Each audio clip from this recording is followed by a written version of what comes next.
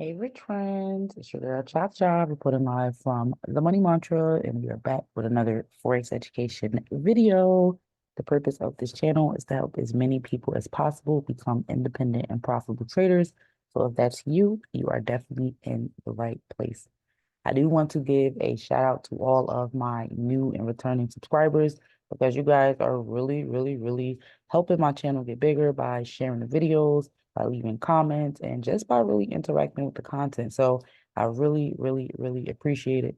Especially people who have been there from the beginning and you saw me come from just Zoom calls into YouTube and TradingView and now actually a full service learning platform that you guys can take advantage of to get personal mentorship directly from me.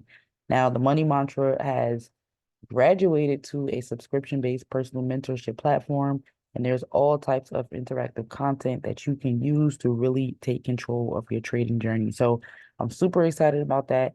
It officially launches on New Year's Day, but you can still pre-register by clicking the link down below in my description box. So in today's quick video, we are going to be doing a trade breakdown for EURJPY. This was a trade that I dropped for my students this week because one of the benefits of receiving personal mentorship is we do get weekly trade ideas and we do have live trading sessions that you can get trade ideas for the week on as well. So we're going to go ahead and take a look at this trade idea that I dropped for a buy. And it was recommended for a buy at market execution or buy limit at this price. I did set a stop loss for 50 pips or more, and a take profit 1 of 50 pips and a take profit 2 of 100 pips. Now, this is outside of my usual TP and stop loss. And that's because what I've learned is that when I am trading JPY pairs, or if JPY pairs are something that you want to consider trading, you will notice that they tend to move really quickly, and 50 pips is not really hard to secure. So we're going to go back into what I was looking at when I took this trade, why I decided to take it for a buy, and how this trade actually played out. So the first thing I noticed was that the candles were in and let me just make this smaller. The candles were in a demand zone. Now there's two concepts in Forex, or really one concept. It's called supply and demand.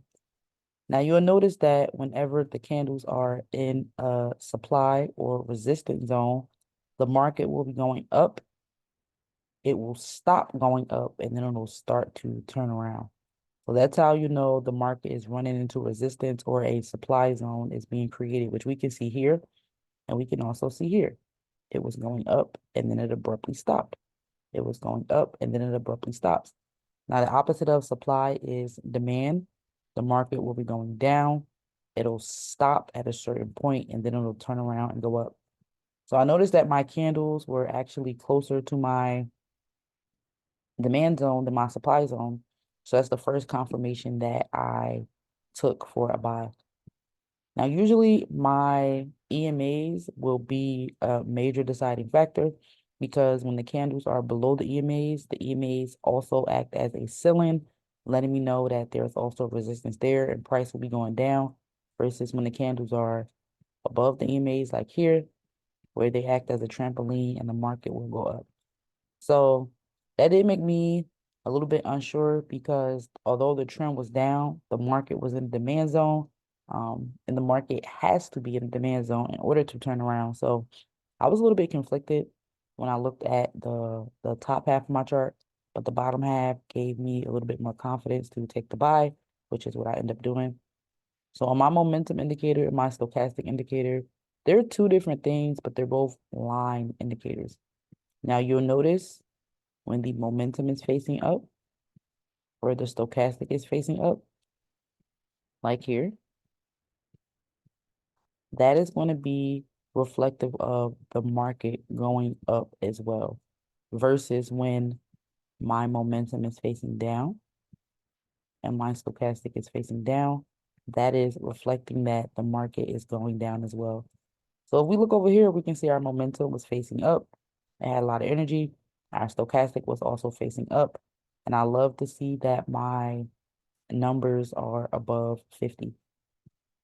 Now, the way that you get these numbers on your chart, if you don't already have them, you're going to want to just right click here where you see these numbers are, click labels, and then make sure you have indicators and financial values on, and that's how you'll be able to see it. So I have my confirmations, which is the information I collected before I entered the trade, which helped me decide if I was going to buy or sell. And I set my stop loss and my TP. So now we can see how this trade played out. Okay.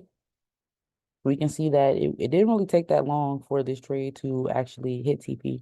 And we can see that the market actually continued to climb and it's still going up.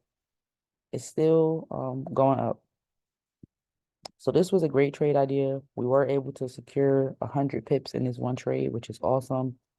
I'm just trying to make sure everybody is securing their profits. You can always get out the trade sooner.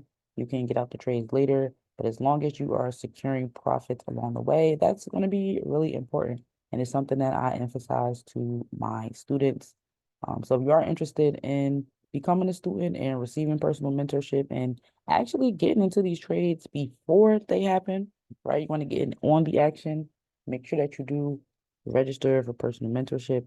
You can register now during the pre-launch to save 24% on your personal mentorship, or you can register after because there is a self-registration feature. So that's really all I have for you guys today. Make sure you leave me a comment. Let me know what you learned.